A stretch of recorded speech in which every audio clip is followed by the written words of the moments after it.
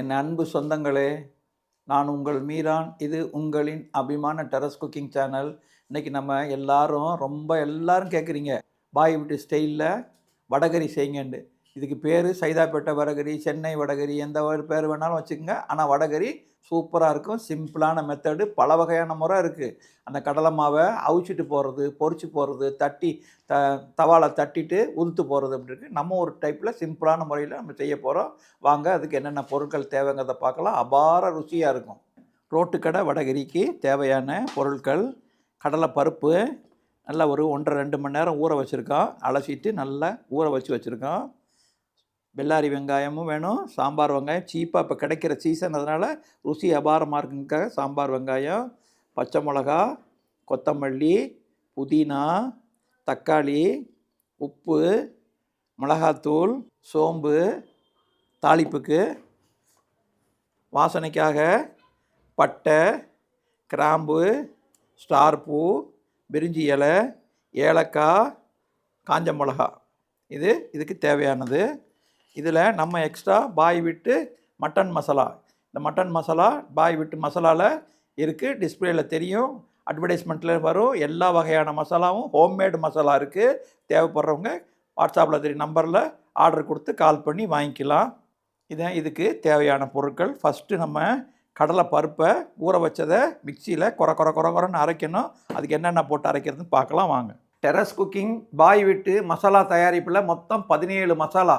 அந்த மசாலா என்னென்னு பார்ப்போம் வாங்க.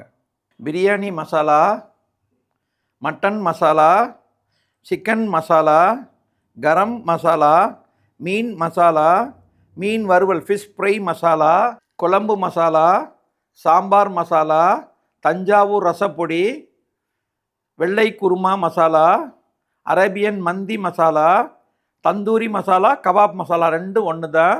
பெரி பெரி மசாலா, 65 மசாலா, தனி காஷ்மீர் மிளகாய் தூள், மிளகுத்தூள், black pepper powder, white pepper powder, வெள்ளை மிளகுத்தூள்.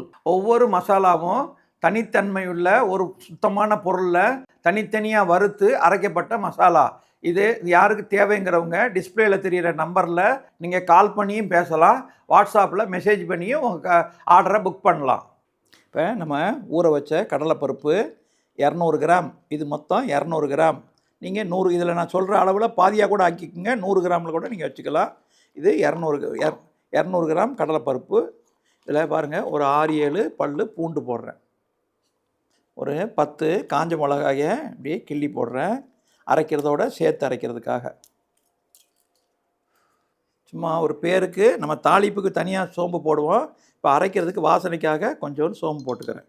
இந்த வடகறிக்கு செய்கிறதுக்கு ஃபஸ்ட்டு இதில் அரை உப்பு போடுறேன். முழு உப்பு போடலை, நம்ம வடகறியில் வேறு உப்பு போடுவோம். அதனால் நம்ம அரைக்கும்போது கொஞ்சம் ஒரு அரை உப்பு சேர்த்துக்கிறேன். இதை மிக்சியில் ஒன்றும் பாதியுமாக கொரன்னு அரைச்சிக்கணும். நைஸாக அரைக்கக்கூடாது. கொரன்னு பருப்பு இருக்கணும், அரைச்சும் இருக்கணும். அரைக்காமலும் கொரன்னு அரைச்சிக்கிறோம். இப்போ கடலைப்பருப்பை, ஊற வச்ச கடலைப்பருப்பை கொஞ்சம் காஞ்ச மிளகா போட்டோம், சோம்பு போட்டோம், உப்பு போட்டோம், கொஞ்சம் 4 பூண்டு பல் போட்டிருங்க.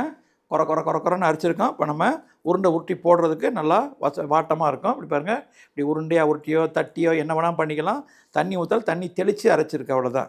இப்போ நம்ம உருட்டி அரை வேக்காடாக செமி வேக்காடாக பொரிச்சும் எடுக்கலாம், ஆவியில் வச்சு அவிச்சு எடுக்கலாம். நம்ம என்ன மெத்தட்லேயும் செய்யலாம். இப்போ நான் லைட்டாக கொஞ்சமாக எண்ணெய் ஊற்றி பொரிச்சு எடுக்க போகிறேன். பொரிச்சு எடுக்கிறதுக்கு ஒரு வானொலி வச்சுக்கிடுவோம்.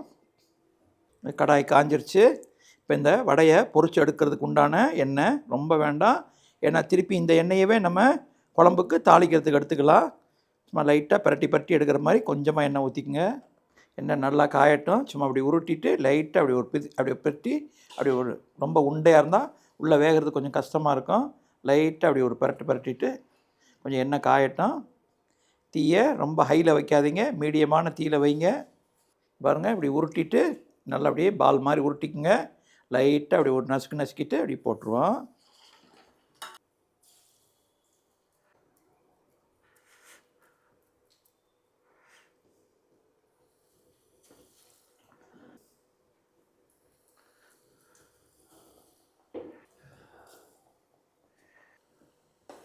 இப்போ சும்மா ஒரு அரை வேக்காடு இந்த ஒன்று எடுத்து போட்டுருவோம்.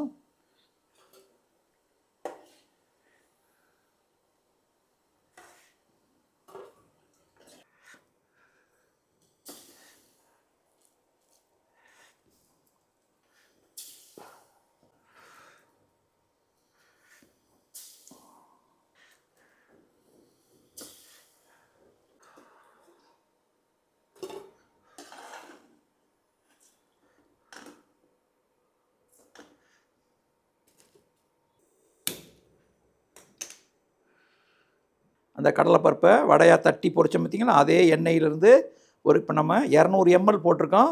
ஒரு 10 பேர் சாப்பிட்ற அளவுக்கு வடகறி வரும். 10 பேருக்கு சாப்பிட்றதுக்கு ஒரு 150 ml ஆயில் விட்றேன்.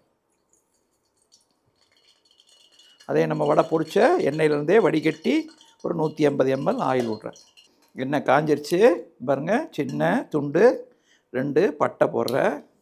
சின்ன துண்டு, ரொம்ப போட வேணாம் பட்டை. எல்லாமே பைசிலாக குறைச்சி போடுங்க, ஏன்னா கொஞ்சம் தான் நம்ம போட்டிருக்கோம். ஒரு 2-3 கிராம்பு,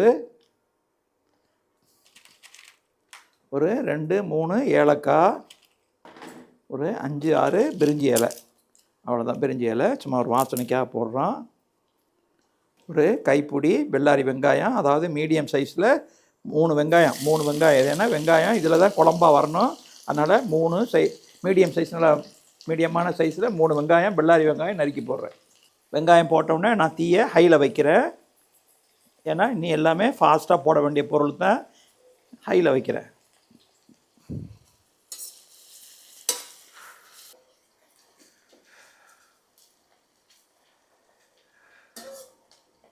ரொம்ப வேக வேண்டியதில்லை. டிரான்ஸ்பரண்ட் கலர்னு சொல்கிறாங்கல்ல, இந்த கண்ணாடி பதம் வந்தால் போதுமானது. அடுத்து 3 தக்காளி, நல்லா பெரிய தக்காளி 3 தக்காளி, 3 தக்காளி இதில் போடுறேன்.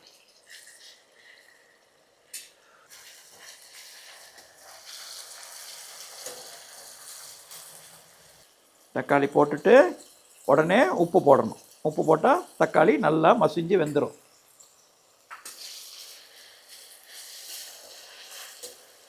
தக்காளி ஓரமாக வெந்துக்கிட்டு இருக்குது. இதை பாருங்கள், சைடில் இப்படி விளக்கிட்டு நல்லா நடுவில் எண்ணெய் மட்டும் வைக்கிற மாதிரி வச்சுட்டு பாருங்கள். இதில் ஒரு 2 ஸ்பூன் இஞ்சி பூண்டு விழுது சேர்க்குறேன். 2 ஸ்பூன். அதை கலராமல் நடுவில் வச்சு அப்படியே பண்ணுங்கள். தக்காளி அந்த சைடில் வெந்துக்கிட்டு இருக்குது. இஞ்சி பூண்டு மட்டும் அது நல்லா பச்சை வாசனை போகட்டும். கொஞ்சம் இந்த பாருங்கள், விளக்கிட்டு கொஞ்சம் சோம்பு போட்டு, நம்ம ஏற்கனவே கடலைப்பருப்பில் சோம்பு போட்டு அரைச்சிருக்கோம். சும்மா ஒரு வாசனைக்காக இதில் கொஞ்சம் சோம்பு சேர்த்துக்கிறேன். இப்போ தீயை சிம்மில் ஆக்கிக்குங்க. மிளகாத்தூள் சேர்க்க போகிறோம், மஞ்சள் தூள் சேர்க்க போகிறோம். ஒரு 1/4 ஸ்பூன் மஞ்சள் தூள் சேர்க்குறேன். ஒரு 2 டீஸ்பூன், சின்ன டீஸ்பூனில் 2 ஸ்பூன் மிளகாத்தூள் சேர்க்குறேன்.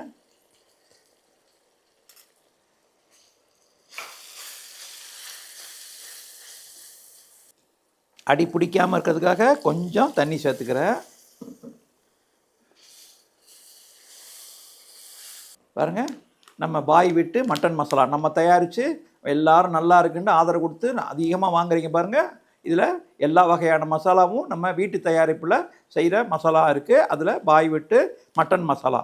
இந்த டைமில் கரம் மசாலா இருக்கிறவங்க கரம் மசாலாவும் போடலாம், மட்டன் மசாலாவும் போடலாம். நான் மட்டன் மசாலா போடுறேன், கொஞ்சம் ஹைலைட்டாக நல்லா டேஸ்ட்டாக இருக்கும். பாருங்கள், இந்த டீஸ்பூனில் 2 டீஸ்பூன் போடுறேன் மட்டன் மசாலா.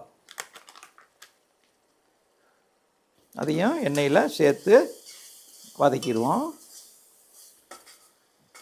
தீ சிம்மில் தான் வச்சுருக்கேன், ஹையில் வைக்கலை, சிம்மில் வச்சுருக்கேன். மசாலா தூள் எப்போ போட்டாலும் தீயை சிம்மில் மாற்றிக்கணும், இல்லைன்னா மசாலா தீஞ்சிரும். அப்புறம் நம்ம செய்கிற குழம்பு டேஸ்ட் இருக்காது. அடி பிடிக்காமல் இருக்கிறதுக்கு அப்பப்போ கொஞ்சம் தண்ணி சேர்த்துக்கிறேன். கொஞ்சம் புதினா சேர்த்துக்கிறேன், ரொம்ப இல்லை, கொஞ்சம் புதினா சேர்த்துக்கிட்டேன். ஒரு பச்சை மிளகாவை ஒரு 4 பச்சை மிளகா அப்படி உடச்சி போடுறேன்.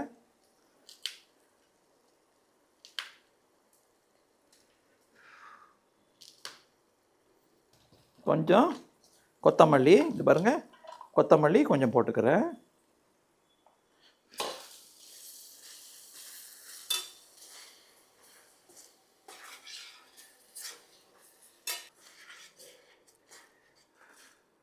வடை மாதிரி சுட்டோம்ல, அதை இப்படி பொழுண்டு உதுத்து போட்டுங்க. இப்படி உதுத்தா உதுந்துடும். ஏன்னா நம்ம அப்புறம் சுட்டு வச்சோம், சூடு ஆறிடுச்சு. இப்படி உதுத்து இப்படி போட்டுங்க. வடகறிக்கு தேவையான தண்ணி ஊற்றிக்குங்க இப்போவே. ஏன்னா இது பார்க்குறதுக்கு தண்ணி மாதிரி தெரியும். நம்ம உதுத்த இந்த கடலை மாவு உருண்டை எல்லாம் சேர்த்த போனால் கொலன்னு மாறிடும். அதுக்கு தேவைக்கு தகுந்த மாதிரி இப்போவே தண்ணி சேர்த்துட்டு உப்பு சேர்த்துங்க. உப்பை டேஸ்ட் பண்ணி பார்த்து உப்பு சேர்த்துங்க. இப்போ தீயை ஹையில் வச்சுக்கலாம், கொஞ்சம் ஹையில் மாற்றிக்கிறேன். பாருங்க, நல்லா மசாலா எல்லாம் கொதித்து நம்ம எண்ணெய் திரண்டு மேலே நிற்கிது. பார்க்குறதுக்கு எண்ணெய் இருக்கிற மாதிரி இருக்கும். இந்த பருப்பு, கடலை மாவு இந்த உதுத்ததெல்லாம் போட்டோன்னே எல்லாத்தையும் எடுத்துக்கிறோம். தண்ணி உங்களுக்கு தேவைக்கு தகுந்த மாதிரி பார்த்துக்குங்க. உப்பும் இப்போவே டெஸ்ட் பண்ணிக்கோங்க. இப்போ நான் உதுத்ததை போடுறேன்.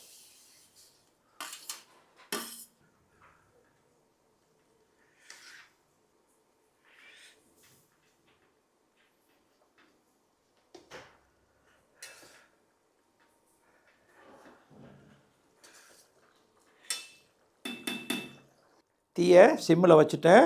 ஒரு 5 நிமிஷம் அப்படியே மூடி. இப்போ தண்ணியுடைய கன்சிஸ்டன்சிலாம் பார்த்துக்குங்க. தண்ணி இப்போ நமக்கு இந்த பாருங்கள், சாதாரணமாக கடையில் விற்கிறாங்க பாருங்கள், அதே வடகரியுடைய திக்னஸ்க்கு கரெக்டாக இருக்குது. எல்லாம் போதுமானது. தேவைப்படுறவங்க இப்போயே தண்ணி ஊற்றி சுடுதண்ணி, கொதிக்கிற தண்ணி சுடுதண்ணி ஊற்றி லெவல் பண்ணிக்கோங்க. இப்போ தேவையில்லை, எனக்கு நான் கரெக்டாக வச்சுட்டேன். இப்போ ஒரு மூடி போட்டு தீயை சிம்மில் வச்சுருக்கேன். ஒரு 5 நிமிஷம் மூடி வச்சுருங்க. ஒரு அருமையான சைதாப்பேட்டை வடகரி, சென்னை வடகரி, மெட்ராஸ் வடகரி, எல்லா மாதிரி கடைகரியும் ஒரே வடகரி தான்.